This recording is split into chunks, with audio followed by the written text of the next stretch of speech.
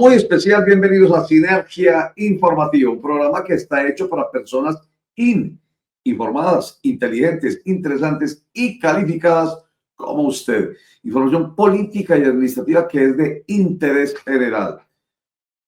Vamos con un tema que hemos tratado en los últimos días de alguna manera recurrente, el juicio del expresidente de la República, Álvaro Uribe Vélez. Y vamos a hacer un contexto porque vamos a conversar con el abogado Andrés Villa, él es abogado penalista, para que nos ayude a entender algunos de los conceptos, empezando por el más reciente. Pero vamos a recordar el contexto. El tribunal, recordemos que el Tribunal Superior del Distrito Judicial de Bogotá ordenó la suspensión del juicio contra el expresidente, quien es acusado de presuntos delitos de soborno, fraude procesal y soborno a testigos. La decisión del Tribunal Superior de Bogotá obedeció al cumplimiento de una medida provisional que suspende la actuación en contra del expresidente en respuesta a una acción de tutela presentada por el defensor del expresidente y senador por el Partido Centro Democrático, Jaime Granados. Bueno, digamos que hasta ahí vamos con la suspensión provisional del juicio y esto nos lleva a un comentario anterior. Creo que es bueno hacerlo antes de hablar con nuestro invitado. Tiene que ver con que la tutela fue posterior a una recusación hecha por el abogado Granados contra la juez 44 penal del circuito Conjunción de Conocimiento de Bogotá, la jueza Sandra Liliana Heredia. Él presumió que la jueza no estaba cumpliendo con el principio de imparcialidad. Hasta ahí va bien, dejémoslo ahí como el contexto para que no nos enredemos con muchos más temas de información. Saludemos a nuestro invitado, el abogado Andrés Villa. ¿Cómo está, abogado? Bienvenido a Sinergia Informativa. Muy buenos días, doctor. Buenos días para todos nuestros televidentes. Para mí es un honor estar aquí con ustedes y para analizar este interesante tema que se da en medio de este caso de interés nacional tan interesante del doctor Álvaro Uribe Vélez. Sí, señor. Bueno, yo ahí hice un contexto rápido. ¿Está bien o usted cree que hay que agregarle algo para comprensión de lo que vamos a hablar en este momento, Andrés Villa? Yo creo que es un contexto muy completo, aunque corto, acerca de lo que ha sucedido y lo que nos lleva al tema de hoy es que efectivamente tras la recusación, la juez que lleva el proceso en contra del presidente Álvaro Uribe Vélez rechaza de plano la solicitud. Esta decisión considera la defensa que efectivamente no obedece con los criterios legales y por lo tanto interpone una acción de tutela contra providencia judicial. Esa acción de tutela amanecemos con una, digámoslo así, la admisión y además una medida provisional que suspende el juicio contra el expresidente, pero luego posteriormente el magistrado que efectivamente determinó la imposición de esa medida provisional que suspendía el juicio se declara impedido para conocer de la tutela o para decidir de fondo la tutela, y es allí donde surge todo este nuevo debate que tenemos, en el cual el fiscal Montealegre ahora ha interpuesto una denuncia penal en contra de este magistrado, el doctor Ramiro, por el delito de prevaricato. Pues considera que efectivamente debió haberse declarado impedido antes de decretar la medida provisional que suspendía el proceso del doctor Álvaro Uribe Vélez previo a la solución de la tutela, es decir, durante todo el tiempo que efectivamente se tomara la tutela. Entonces, una precisión. Entonces, hemos mencionado al magistrado del Tribunal Superior de Bogotá, Ramiro Riaño, quien fue, digamos, el que aceptó la tutela. Pero la pregunta para precisar es que el juez, en este caso, este magistrado que admite la tutela, es el quien debe resolverla. O sea, en principio, sí. Cuando se asigna una tutela, sería el mismo magistrado el que se le asigna, quien efectivamente la admite, quien debería resolver de fondo la tutela.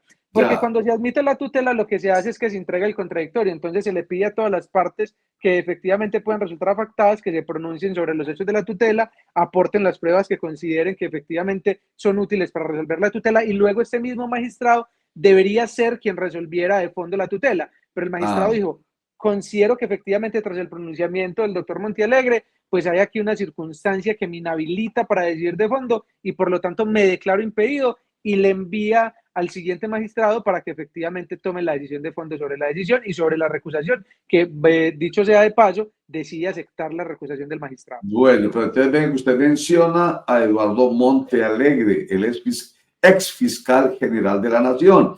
Él es quien viene ahora con la intención de denunciar penalmente al magistrado Ramiro Riaño, quien fue que aceptó la tutela, pero que acaba de declararse impedido. Vamos a ver rápidamente un segmentico en el que el exfiscal general de la Nación, Eduardo Montealegre, pues se refiere al caso para que haya mucho más claridad y las explicaciones que nos trae Andrés Villa, pues nos lleguen con mayor facilidad también. Aquí está. Me parece que es una clara manifestación de violación de la ley, de violación del debido proceso, porque si existía, según el magistrado, una causal de impedimento, él había debido manifestarlo inmediatamente y por lo tanto no tenía competencia para dictar esa medida cautelar, porque según él existía una causal de impedimento. Creo que es una clara violación de la ley. Por eso formularé denuncia penal contra el magistrado por el delito de prevaricato y me constituiré en víctima para impulsar un proceso que lo lleve a una imputación y a una condena por prevaricato. Muy bien, ahí está pues el exfiscal diciendo es una clara violación de la ley y está hablando de prevaricato, que es un delito que está tipificado en el Código Penal colombiano, que habla, palabra más, palabra menos, de una resolución, en este caso, digamos, de una decisión en torno a una tutela que es contraria a la ley, a sabiendas, entre comillas, ahí está la presunción de que está actuando de manera ilegal. ¿Será que Ramiro Riaño, magistrado a quien estamos refiriendo, estaba actuando de manera ilegal? Esta es una presunción. Bueno, recuerde que en nuestro Estado Social y Democrático de Derecho las presunciones, y enseguida nos lo aclara nuestro invitado, pues no son en torno a lo negativo, o sea, presunción de culpabilidad, presunción de ilegalidad, sino al contrario, presunción de inocencia y presunción de legalidad. Vamos a hacer un corte para mensajes y ya regresamos.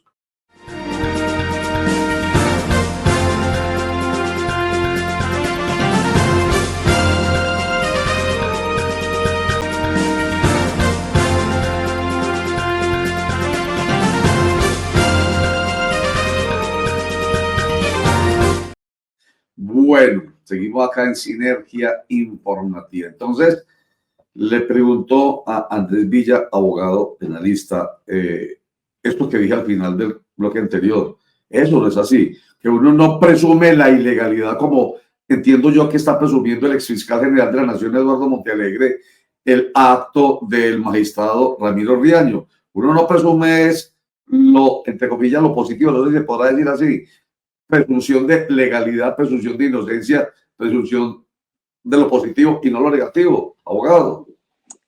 Doctor, a ver, en materia penal tenemos una cosa y es que tenemos el estándar de prueba más exigente de todo el sistema occidental y ese estándar implica que efectivamente la fiscalía tiene la carga de demostrar que una persona es responsable de un delito y ello implica la carga de demostrar, en este caso particular, no solamente que efectivamente el magistrado no se declaró impedido habiendo una causal y conociendo la causal para hacerlo, sino que conocía la existencia de la causal, pero además de que tenía un interés propio en la emisión de esa decisión, de la decisión de imponer la medida provisional y que además esa medida provisional que se impuso pues tiene algún vicio de legalidad. Y allí yo creo que efectivamente esa exigencia es la que no cumple a la hora por lo menos de explicar los motivos de su denuncia el doctor Montealegre, porque se queda en la base que nosotros los penalistas llamamos objetivas del delito. Es decir, se limita a decir que efectivamente no se declaró impedido cuando tenía que haberse declarado impedido, sin explicar efectivamente primero por qué el magistrado sabía que tenía que declararse impedido desde antes de emitir la medida provisional, pero además un punto que a mí me parece fundamental y es que el trámite de tutela es un trámite independiente del proceso penal como tal. Entonces es cierto que aunque las personas del proceso penal pudieran resultar afectadas dentro del trámite de tutela, no significa que necesariamente todos y cada una de las personas que están en el proceso penal iban a tener intervención dentro del trámite de tutela. Entonces allí habría una segunda discusión acerca de si efectivamente este magistrado tenía que haber previsto desde allí que efectivamente podrían haber resultado lesionados, digamos, derechos de las personas frente a las cuales él pudiera tener algún tipo de interés y por lo tanto declararse impedido. Pero más allá de eso, además, la decisión que se retarda, se deniegue o se reduce a tomar, pues efectivamente tiene que tener un claro interés de beneficiar a alguna de las partes o tiene que tener un interés en dañar la administración de justicia. Y creemos que efectivamente en el presente caso eso no se precisa por parte del fiscal Montealegre, por lo menos no en ninguna de las entrevistas que hemos observado, pero tampoco lo observamos en la actuación del magistrado, porque creemos que efectivamente es un caso en el cual había que tomar una medida inmediata y por eso el magistrado decide admitir la tutela, hace el estudio acerca de la procedencia de la medida provisional que creo que era procedente y por lo tanto dispone la imposición de la medida provisional. Luego, tras el pronunciamiento del exfiscal más bien Montealegre, pues decide apartarse del caso al punto que el magistrado que efectivamente luego le recibe el proceso, recibe la tutela, pues decide considerar que efectivamente el magistrado se encontraba impedido para actuar. Pero allí en principio no vemos ninguna irregularidad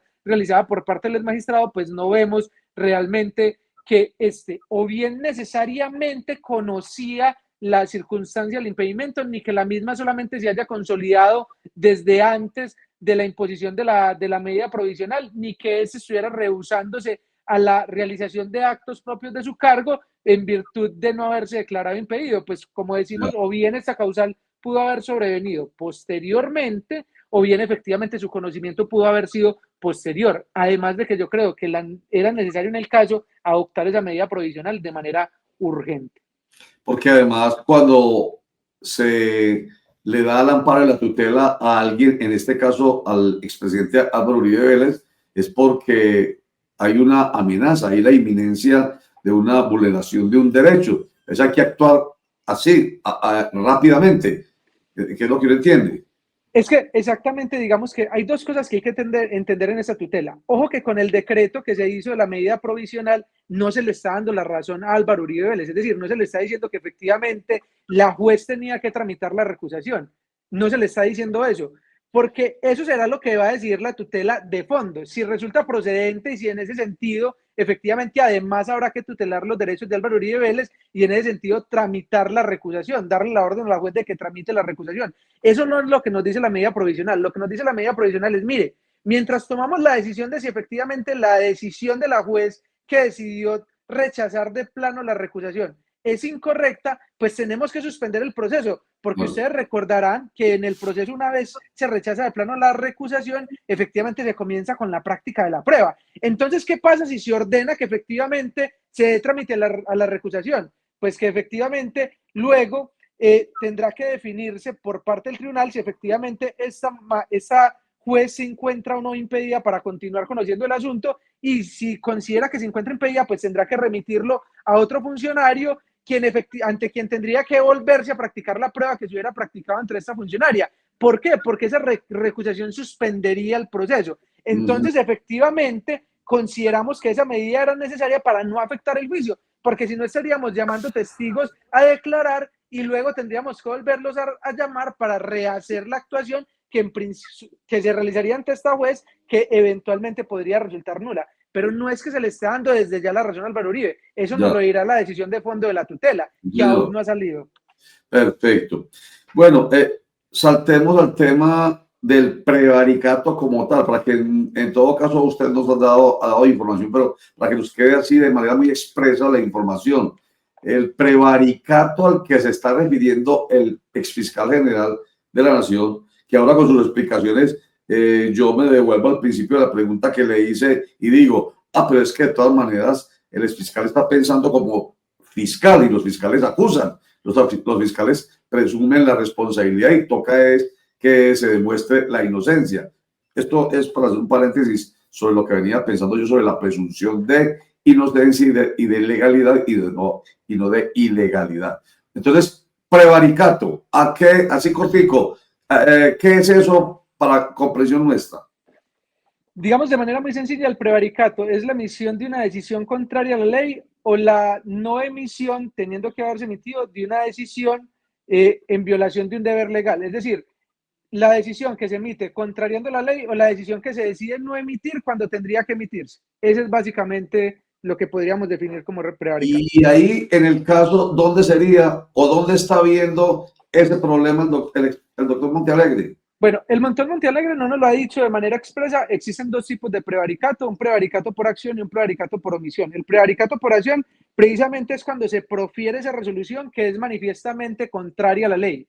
Y el prevaricato por omisión es cuando se deniega, se retarda o se rehúsa la emisión de una decisión que efectivamente tenía que adoptarse en cumplimiento de un deber legal. En el presente caso, el doctor Montealegre nos está hablando de un tipo de prevaricato que sería el prevaricato por omisión, en el sentido de que lo que se dice es que el magistrado no se declara impedido antes de emitir la decisión que efectivamente admitió la tutela y decretó la medida provisional. Por lo tanto, lo que nos está diciendo es que no emitió una decisión que conforme a sus deberes tenía que emitir y era la de declararse impedido. Allí esto implicaría dos cargas. La primera, establecer que efectivamente el deber era de declararse impedido en ese momento, pero que además conocía que se daban todos los supuestos para declararse impedido en ese momento y no lo hizo. Ese sería pues el asunto, pero además lo que decíamos, esto además tiene que afectar la administración de justicia, ha dicho la Corte, porque puede que efectivamente el acto no se haga o que se rehúse a hacer nunca se haga, pero puede que esto no afecte en sí mismo la administración pública, porque las decisiones que se tomen al interior del proceso sean evidentemente conformes a derecho. Y en ese sentido, pues efectivamente no habría lugar al delito de prevaricato por omisión tampoco. Muy bien. Ni prevaricato por acción u omisión. En fin, esto apenas está caminando, digamos, hacia a la demostración. Vamos a hacer un corte para mensajes, ya regresamos.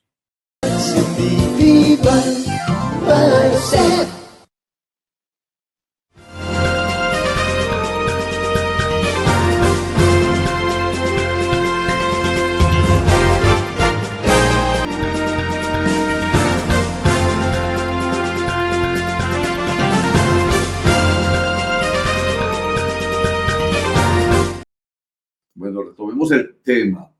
Ramiro Riaño, el magistrado del Tribunal Superior de Bogotá, dijo que su compañera permanente había sido fiscal en el año 2013 durante la administración precisamente en la Fiscalía General de la Nación de Eduardo Montealegre, y que en ese sentido es que entonces él se sentía impedido porque no lo hizo antes de aceptar la tutela. En fin, esto es como para volver a tomar el tema del prevaricato. Y la pregunta es, bueno, ¿en qué caso sí no habría, pero en qué caso sí habría prevaricato? Doctor, esa pregunta es muy interesante por lo que han postulado las dos partes o por, digamos, la cobertura mediática que se le ha hecho al asunto. Hay algunos que afirman que efectivamente existía, digamos, una amistad previa entre los abogados del expresidente y el magistrado, y el doctor Eduardo Montealegre, dentro de algunas de sus entrevistas, entiendo yo, afirma que existe alguna forma de colusión entre estas personas para que efectivamente se emitiera la medida provisional. Si efectivamente se lograra probar la existencia de una colusión entre estas personas con el magistrado, pues efectivamente habría lugar a prevaricato por omisión y quizás otras conductas punibles. Pero con la información que tenemos ahora, en principio no es posible afirmarlo, porque lo que entendemos es que el magistrado, luego de conocer el pronunciamiento de Montealegre, considera que ese tiene interés procesal y por lo tanto se declara impedido para continuar conociendo de la acción de tutela, y en este caso la decisión que se emite provisionalmente de suspender el proceso considero que es una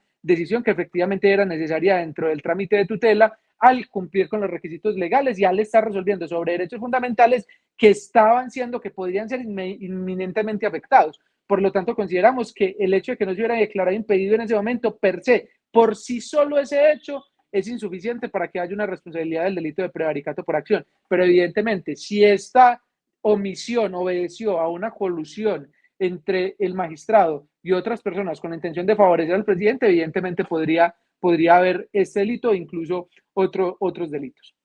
Claro, porque ahí está ese elemento que creo que es muy importante tener en cuenta, y es prevaricato por una resolución contraria a la ley, pero también en favor de, para beneficiar a, ¿cierto? Exacto, afectando la administración de justicia. Afectando la administración de justicia, que es lo que no puede aceptarse, no puede permitirse en un operador de justicia, como un magistrado, como un juez, en fin. Bueno, es listo, grosso modo, no lo vamos a explicar acá porque si ustedes se gastan harto tiempo en audiencias para convencer al otro del tema, imagínense, pues aquí no lo vamos a hacer. Pero todo esto sí nos debe llevar a pensar antes de que termine el programa hoy en la posibilidad de la prescripción, que eso ha generado mucho ruido, que la búsqueda de la recusación de la jueza 44, que la tutela posterior, que todo esto son maniobras dilatorias de la defensa del expresidente Álvaro Uribe Vélez para lograr la prescripción del proceso en contra suyo que se daría en el mes de octubre. ¿Qué piensa usted?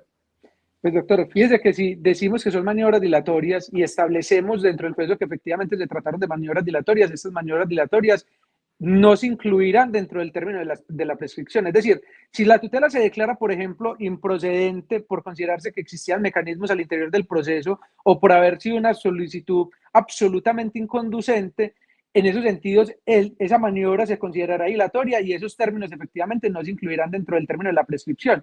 En igual sentido, por ejemplo, si se le diera trámite a la recusación, pero se considera que la recusación es infundada, ese término tampoco se incluirá dentro del término de la prescripción. Entonces, realmente, solamente se incluiría en el caso de que efectivamente la defensa tenga razón y existan motivos para que efectivamente la juez pierda la competencia para conocer del proceso.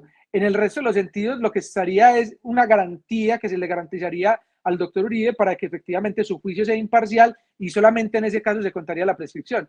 Lo cierto es que efectivamente, digamos que desde que este caso entró a la justicia ordinaria o al conocimiento de los jueces ordinarios, por así decirlo, es decir, sale de competencia de la Corte Suprema de Justicia, se ha hablado del riesgo latente de prescripción. Y claro, existe un riesgo latente de prescripción toda vez que las cuentas que se realizan por la mayoría de los penalistas es que prescribiría ahorita en octubre. Y lo cierto es que eso se causa por múltiples situaciones que se presentan dentro del proceso, las dos solicitudes de preclusión y además otras actuaciones procesales, la necesidad de recurrir decisiones de la juez, la necesidad anteriormente de haber interpuesto otra tutela por la negativa de la juez de conceder unos días para que se llegara a un dictamen policial por parte de la defensa, que estaba en derecho por el plazo razonable que debe tener para conseguir la prueba. Entonces, muchas veces también pretender que la justicia actúe de manera rápida puede llevar a equívocos en las decisiones judiciales. Y ojo, no estoy desconociendo que esto se trata de un caso de interés nacional y que por lo tanto la justicia tiene un interés especial, digamos, en tomar la decisión, pero la decisión tiene que estar ajustada a derecho. Y muchas veces esta carrera que tenemos, porque efectivamente en el presente caso se emite la decisión, pues podría conllevar a la emisión de decisiones que sean injustas o incorrectas. Por eso hay que tener especial cuidado, porque en un caso normal, y lo he dicho en otras ocasiones, pues lo más probable es que efectivamente ese riesgo de prescripción terminara materializándose. Pero el hecho de que queramos conjugar ese riesgo de prescripción tampoco puede llevarnos a que de pronto las decisiones sean incorrectas, a que hagamos una valoración inadecuada, incompleta de los medios de prueba, porque efectivamente la garantía de la persona pues es efectivamente que la decisión se tome de manera suficientemente razonada. Y este no es un caso sencillo. Oiga, para terminar, corto, por favor, abogado Andrés Villa. Es mejor, es que lo he hablado con otros abogados, es mejor terminar un proceso por prescripción o es mejor, como lo dicen otros, que no haya prescripción y no quede dudas de la inocencia y continuar más bien el juicio y que precisamente sea el juez el que al final en esta controversia judicial decida usted es inocente. ¿Qué es mejor para usted como abogado penalista, que me imagino le ha tocado vivir situaciones en las que su cliente debe estar esperando la prescripción, por favor? Doctor, fíjese qué interesante lo que usted me decía y usted ahorita también me decía algo con lo que podemos responder. La norma dice que la persona se presume inocente hasta que efectivamente se declare judicialmente lo contrario. Eso quiere decir que si opera el fenómeno de la prescripción, la presunción de inocencia nunca se derrumbó y por lo tanto la persona siempre ha sido inocente, es decir, nunca ha sido declarada culpable. Seguirá siendo inocente por no haber una decisión en firme. Ahora, si usted me pregunta a mí qué es mejor, dice por ahí, si no recuerdo, Roosevelt tenía por ahí una frasecita que muchas veces es famosa entre los penalistas que dice, es preferible que 100 culpables puedan escapar a que un inocente pueda resultar condenado. Por lo que le Sí, decía, el riesgo de las decisiones aceleradas es que muchas veces tomemos decisiones que sean equivocadas y eso puede afectar cualquiera de las dos partes. Pero es que el riesgo en materia penal no es que usted pierda el dinero, el riesgo en materia penal no es que usted pierda la casita que consiguió, no es que pierda la plática que prestó, es que si la decisión se toma de manera irrazonada e injusta, lo que vamos a tener es una privación de la libertad de una persona, sí, independiente de quién sea. Y yo soy abogado penalista, yo defiendo la libertad, independientemente de quién sea. Ahora, claro, claro, que la decisión también puede ser injusta al contrario, porque también podría afectar los derechos de las víctimas, en el sentido de que sí, efectivamente, digamos, el Estado emite una decisión absolviendo a un inocente absolviendo a un culpable cuando la prueba demuestra absolutamente lo contrario, pero ese riesgo lo tenemos en ambas partes cuando las decisiones no se toman con el tiempo suficiente para que perfecto. efectivamente se racionalice. Ahora, también le quiero plantear la Cortico, pregunta, sí, bueno, así, doctor, cortico, dígalo, platelo cortico. Dígale, una síntesis de lo que va a decir. una síntesis que de todas maneras quedarían dos cuestiones por plantear. El presidente podría renunciar eventualmente a la prescripción y extender la prescripción por 2 años más en caso de que quisiera que la Administración de Justicia pues decidiera de fondo y declarara directamente su inocencia. Eso Ya, también podría pasar y de eso no se ha hablado. Ahora, realmente, ¿qué interés podría tener él en seguir sometido a un proceso que él, yo no sé si así sea así, es. no me interesa, que él considera que es un proceso político, pero eventualmente podría hacerlo? Ya es una Perfecto. cuestión distinta. Andrés Villa, abogado penalista, muchas gracias. De Élite, abogados y asociados, gracias por estar con nosotros. Lo volveremos a molestar con seguridad. Andrés Villa, Muchas gracias, doctor, a ustedes por la invitación. Siempre atento a lo que requieran. Dios los muy bendiga. amable. Y a ustedes, voy a despedirme rápido. Amigos, porque son de sinónimo motiva, porque son informados, inteligentes, interactivos y calificados. Es por eso, porque tienen posibilidad de este tipo de información. José León Vasco, muchas gracias por la producción. Chao.